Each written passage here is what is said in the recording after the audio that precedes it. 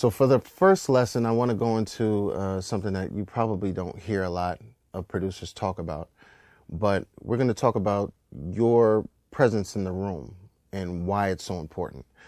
I think producers need to have a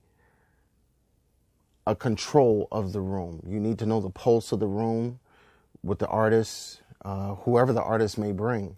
The engineer, you should have a good rapport with the engineer.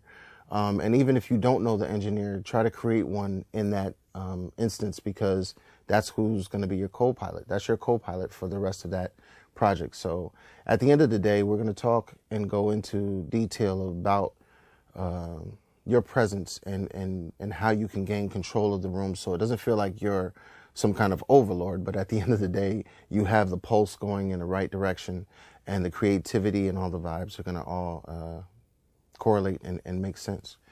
I know that one of the things that I used to think was very cool about my father, my dad was a control freak at home. Of course, he's a father.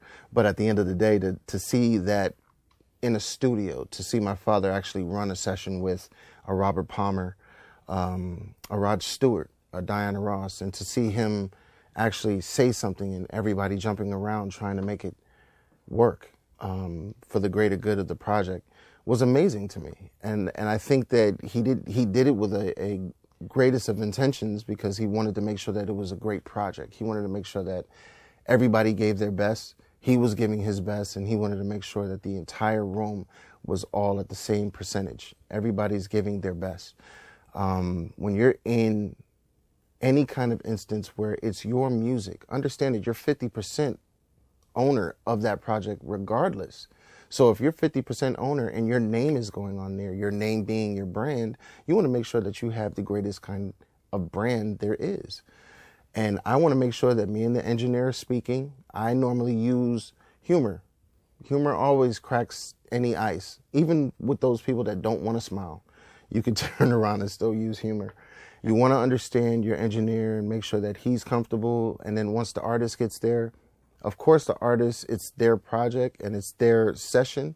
But at the end of the day, you're the producer, and you're there to make sure that the artist is comfortable, the engineer is comfortable, the project is going to get done efficiently, and everybody's going to be comfortable in that situation.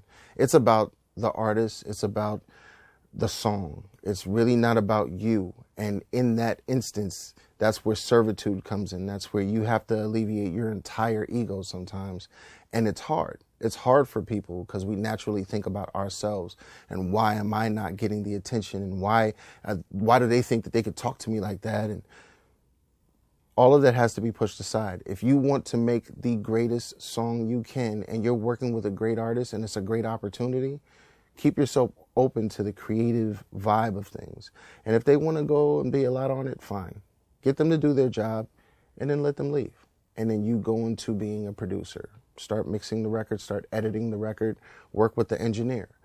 Sometimes that might have to happen. But if the artist does want to stay, you're going to have to understand how to be a servant. You might have to sit in there and stew in that wonderful, wonderful thing we call humility. But it will give you a wonderful outcome. I promise that much.